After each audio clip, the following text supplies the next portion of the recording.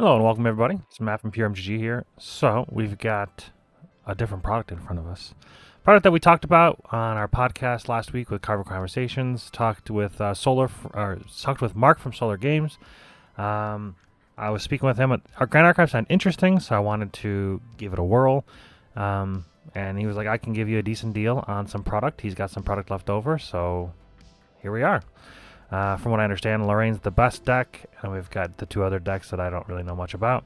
The game itself, I've never played. I'm basically just doing like a first impressions look of the actual product itself and the cards. I have watched one singular game of the game being played, so I have a general idea of how it's played. But this is going to be like a 4-part series. We're going to do one for each starter deck and then one for the box. This is a actual full 24 booster Ultra Edition box, whatever that means. So the first one we'll do is we'll do Lorraine. We'll do the best one first. Why not? So from what I understand, these boxes can have, I mean, they're starter decks, so they have like a very standard list of everything in it. And if you want to pause the screen, you can look at that. That's what the list has in it. And then from what I understand, it's like 1 in like 30 boxes of starter decks have like a potential collector card of some sort, and we'll find out very quickly if we have that collector card. But yeah, basically this is just a review of the game, first impressions of the game, not a review, first impressions of the game without ever playing the game.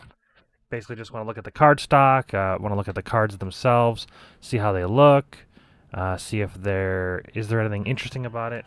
Like I said, I have watched one singular game of it, so I'm basically a pro. If you like QR codes, you can scan that, and that'll take you to the quick start guide, which is pretty cool. Other than that, there's nothing else in the box, and the cards have like this like texture on them, which is interesting. On the back, I don't really like. It's nice. Like the card stock feels nice. It feels a little thicker than standard Magic cards, but at the same time, they're going to be in sleeves, so I never really care too much about that. But I know that some people do care about the cardstock. I mean, we'll see the foils, if the foils warp or not, because that'll be a problem. If the foils are warping, then the cardstock can't be that great, right? What is up with this pack? It's all wonky. Get in there. From what I understand, the Crazy Good card is going to be in the front if we have any. It's going to be super shiny and awesome. I don't think we did. All right, so let's zoom in on here a little bit more. So from what I understand, the Lorraine is your kind of like your commander. They have a health points down here. They have their level down here. Realistically, I don't know why. We should be looking at level 1. And then I guess your spirit is basically like she's a wind hero, so you have to play the wind spirit, and this is the starting of the game. I don't 100% know, but I mean it says level 0, so I'm guessing like this is like your first play of the game. When it enters, you draw 7 cards. That's kind of how you start. Guessing you only have 15 HP, and as you level up, it looks like you have more HP. And so on enter, materialize a weapon with memory cost 0 from your material deck. That's another thing. So you have your standard deck, but then you also have a material deck. I think similar to like Yu-Gi-Oh, where you have like your evolution deck, I think is what it's called, your specialization deck or whatever you call it, where you get like combined monsters, then you get something else. It seems similar to this, where like this would be a material, I think, and this would be in your material deck, and you can like I guess go get one of these for free or whatever when she enters the battlefield. This feels about the same as the other card, but yeah, you can see it has like that like I don't know, kind of. It's raised, but again, I don't really care too much about that. The art, I really do like the art. I am not necessarily a weeb, but I do enjoy my anime. So this is cool. I don't mind the art at all. Lorraine number 2, level 2. And enter until end of turn, Lorraine's attacks get +2 and gain on kill, draw a card. So it would appear that if you have a weapon on your hero, it can attack. So that's a bit different. That's more along the lines of Alpha Clash. Alpha Clash is another game I've been looking at. I want to try all these new card games. There's no reason to like limit yourself to just one. I mean, budget-wise, I mean, that is one reason to limit. But if you're able to at least buy a couple starter decks of each pack, like I mean, they're $15. Wow, that's how much I paid for them. But they're normally, I think MSRP is $15, and so it should be pretty good from there. You've got level 3. Lorraine's attacks get +1 for each Regalia weapon card in your banishment. I'm guessing banishment is like your graveyard. And in order to level them up, from what I understand, the way that the magic or the way that the mana works in this system, we'll go to the zero, the normal cards. I don't know. These might all be normal cards. Okay, so say you have these 3 cards in your hand. In order to play a card, like in Magic, you have to pay the mana cost. The cost being up here, yellow. Yellow, I assume, based on the watching of the games, yellow means from your you have to put into your memory 2 cards in order to play this 1 card. So what that means is that like you would pay for mana with lands. Instead of that, you pay with cards, similar to like Flesh and Blood. Except for this, when they go to your memory, they go face down into your memory zone, and then you play the card. This goes to your banishment or whatever, depending on what it is. And then on the start of your next turn, there's something called the recollection phase, where you get to pick up these cards, or you can choose to use them to pay for these other costs, these blue costs. My guess is the blue costs, they are the ones where you have to remove them from your memory, and they go forever. I'm guessing they go to your banishment maybe. I'm not 100% sure if there's any like graveyard recursion or not, but that's my very small guess on how to even play the game. Okay, so a Bauble of Abundance. So each player draws a card if you banish it. See, I'm guessing you play it, then you banish it. Each player draws a card. I mean, it's free, but I don't know. Doesn't seem great to let your opponents draw a card. We got another Regalia weapon. So this has an attack and a defense. Instead of like a heart, it's got a shield. Not entirely sure what that means. Class bonus, remove a durability counter from Clarent. Maybe this is durability time. Maybe like you can only attack twice with this. And then Clarent, prevent the next one non-attack damage that would be dealt to each unit you control this turn. Seems decent. Fire Resonance Bubble. Banish it, draw a card, activate this ability only if an opponent controls a fire elemental champion. So I have to imagine this is kind of like, yes, you've got an essence one for so there's fire and the life essence amulet. Whenever an ally controlled, oh, it is different. Okay, so good thing I read it. So the bauble is different than the amulet. I assumed that this was like, this was for fire, this is for wind, but nope. Reading the card explains the card. Whenever an ally you control dies, while it's not your turn, you may banish life essence amulet if you do draw a card. Okay. So when a creature dies, draw a card, but you banish it. Another weapon here, Ornamental Greatsword. On enter, target ally you control gets +1 until end of turn. Sure. I'm wondering if ally means your hero and or... Apply this effect only if your champion class matches the card's class. I mean, they want you to build some synergy, I imagine. I wonder if it can target your hero. Is your hero... I'm not even sure what it's called. Champion? Is your champion considered an ally? Doesn't say. The Crux, I'm guessing Crux is like their faction, maybe. Sword of Seeking, one attack, 2 durability, maybe. True Sight, attacks using this weapon can target units with stealth. Okay, and you can only use it if your thing matches the class type. Warrior's Longsword gets +1 attack. Only if you are the same class. It'd be a 2/2. Ooh, Prismatic Edge looks pretty cool. 3 attack, 1 durability, so a one-time swing. On enter, each player reveals all cards in their memory. If a fire elemental card was revealed this way, choose a unit and deal 3 damage to it. If a water was revealed, draw a card. If a wind was revealed, each opponent banishes a card from their memory. It's kind of like discard a card. Interesting. That could really mess up somebody's turn if they're like, if they go put in like 3 to memory to play a card, and then the next turn they plan to like level up their hero or play one of these cards, and you like banish one from their memory, they can't do that.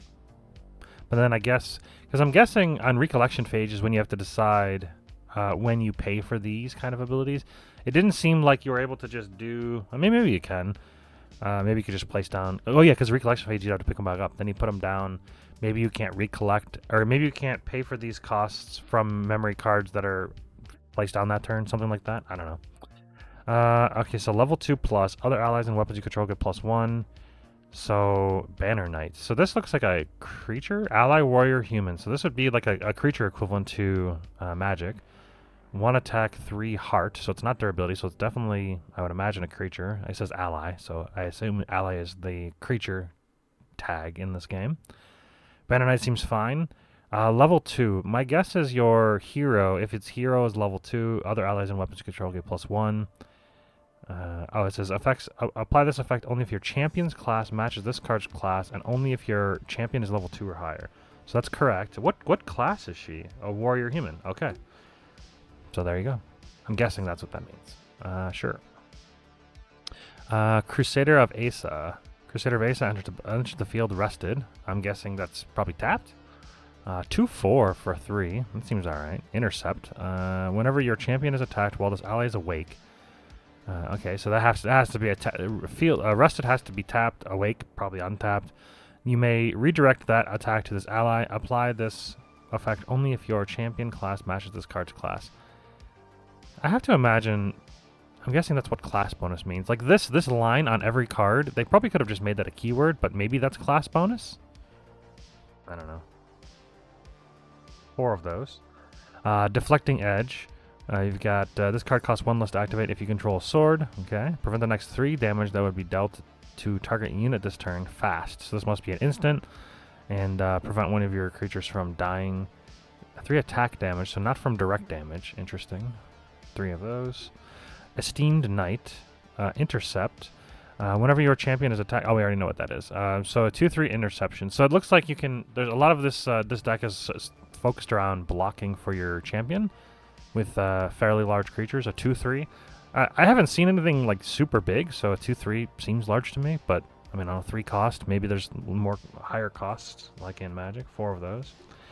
Honorable Vanguard, Floating Memory. While paying for a memory cost, you may banish this card from your graveyard to pay for one of that cost. Ooh, that seems really good. So you can play this and then banish it. I wonder if you can banish a bunch. Can you just banish, like... why wouldn't you play 4 of this? This seems like a very versatile card. You can use it as an attacker or a blocker. Well, maybe it doesn't have intercept, so it probably can't block. I don't actually 100% know how attacks and blocks work in this. But it feels like kind of like a Simian Spirit Guide type deal, but even better. Can you imagine being able to exile a card from your graveyard and then paying for cost? That'd be insane. I think you would run as many as you could. Inspiring Call. This card costs 2 less to activate if your champion has attacked this turn. Okay, so it costs 1. Allies you control get +1 until end of turn. Draw a card into your memory. Okay, so drawing into your memory is interesting because then it allows you to pay for... I'm guessing the other I don't know what they're called, your side deck. Opening Cut, class bonus. As long as you have exactly 1 card in your memory, Opening Cut gets +2. What is it? Oh, it's a weapon. Okay. Attack Warrior Sword. 1 attack but has no durability. What does that mean? I don't know what this means at all. What is this? The Warrior Sword. Attack Warrior Sword. Maybe this allows your hero to attack once if it doesn't have a durability or something. Savage Slash. 2 cost. Floating Memory. Okay, you can pay for... Okay, so there's a bunch of different cards that do that. That seems very strong. Where you can remove a cost. Or remove a card from the graveyard. Applies only if your champion class matches this card's class. Well, obviously you would only pay for... You would run a very synergistic deck by running all of those kind of effects. Sudden Steel. Efficiency. This card costs level less to activate. Level refers to your champion's level. Apply this effect only if... so 5 attacks. Sudden Steel. So 6, but it costs 1 less per level to activate. So this is like an equipment maybe? But I don't have the durability or anything, so that's kind of weird. But this card costs level less to activate. Level refers to your champion's level. I know you can get your champion higher than level 3, I think. I've seen somebody get their level way higher, but it was a different hero, so they might have like a special thing. But as far as like levels go, I mean, this is level 3 is the highest. But like I said, I did the game that I watched, the hero got, or the champion got higher level. 2 Sudden Steals. Training Session. Put a buff counter on target ally you control. Allies get +1 power and life for each buff counter on them. Slow. So it's like a buff, but it maybe like a count. Just basically puts a counter on it. Veteran Soldier. Floating Memory. Okay, so yeah, it seems like this very, very synergistic, being able to like get cards into your banishment and then being able to, or well, hold on. Yeah, getting cards into your banish zone and then or into your graveyard. Yeah, so banishment is exile, graveyard is graveyard. So they use the same thing for that. And being able to like exile these, it's almost like a delve. Now that I think about it, and then a 2/3, 3 of those. Weaponsmith, 2 cost. At the beginning of your recollection phase, put a durability counter on target weapon you control. 1/3 class bonus. Durability counter. Okay, so that's nice. At the beginning of your recollection, so this just sits out there, and oh, it's a creature though. So I don't know if like you can if you can attack creatures directly, this doesn't get as good. But if you can like just choose not to block and just kind of have this sit there and just do, its thing. The durability counter seems very strong. But 3 of those. Favorable winds. This is a wind ally, so it makes sense that there are wind cards. Allies you control get +1 heart until end of turn. Mage spell fast, and then you can pay for it for free just by removing a card from your banish zone. Or you can use this to remove a cost from another spell. So there's 2 of those. Hurricane Sweep looks like a board wipe. Let's see if it is. Efficiency costs 1 less. Cleave. Attack all units a chosen opponent controls. This attack can't be intercepted. So 1 damage to every unit, and it's 5. Wow, that's very high, but I have to imagine... it has levels, so it costs less. So, but yeah, 1 damage... I can't imagine it'll kill many things, especially when you have like 1/4s. But this is a Phalanx Captain, so it's probably expensive. Costs 1 less to activate for each activate. What does activate mean? So that's a weird... Is activate basically summon? This card costs 1 less to activate for each human you control. Other human allies you control get +1 attack as long as they're attacking. Okay. 1 of those. Reclaim. Have to imagine it's like Eternal Witness. Return target ally you control to its hand. Oh, no, it's not. It returns it from the battlefield, it would appear. And then you can pay for it. Use this to pay for stuff in the graveyard. I do like that ability. Floating Memory seems very strong. Swift Recruit. Intercept. 1/2. Floating Memory. Okay. For 2 mana. Probably 4 of those? Yeah, 4 of those. Wind Cutter. Wind Cutter gets +1 attack. On hit, reveal a card at random from your memory. If that card is a wind element, put a Wind Cutter into your memory. Put Wind Cutter into your memory. So this attacks, and then if it hits, you get to hopefully get a wind card. You hopefully get to get this as back to your hand, basically. And I'm not 100% sure, like attack. When it says attack, is this like the only way your hero can attack? Because I don't think it has like a yeah, it has no sword, so it must be like your way to have your champion attack. Crux Sight. Fast action. You may pay an additional 2 as you activate this card. If you do, banish this card as it resolves, then return a Crux elemental card from your graveyard to your hand. Draw a card. Huh. So it either draws a card with paying nothing, which is if you just need to rotate a card out of your hand. Otherwise, you can pay 2 and get a Crux element card from your graveyard to your hand. So kind of a reclaim type deal. That's more of an Eternal Witness. Spirit Blade Ascension. Fast. As an additional cost to activate this card, return a Sword Regalia you own to your material deck. Okay. Choose a Sword Regalia card from your material deck, or banish it onto the battlefield. Or banishment and put it onto the battlefield. Okay. Banishment. So you can get a card from exile. That seems pretty strong. 2 of those. You know what? I don't actually see... Is there rarity on these? EN. Oh, SR. So this is a super rare, maybe? Spirit Blade Ascension. It looks pretty cool. Remove all durability counters from any amount of sword weapons you control, then banish them. Choose any amount of units and deal damage equal to the amount of durability counters removed this way. Split among them. So it's sort of a board wipe. Remove all durability counters, then banish them. Choose any amount of units and deal damage equal to the amount of durability counters removed this way. Split among them. So I'm guessing it's basically stating that if you have like 5 durability counters, you can split the 5 damage amongst any number of allies, any number of units. Seems strong. So if that was a super rare, this is an uncommon rare. Okay. Spirit Blade, Ghost Strike. I'll worry more about the rarity when I open the boxes, because at the moment it's a starter deck. I think they're all the same except for that potential collector version. Spirit Ghost Strike, Warrior Sword.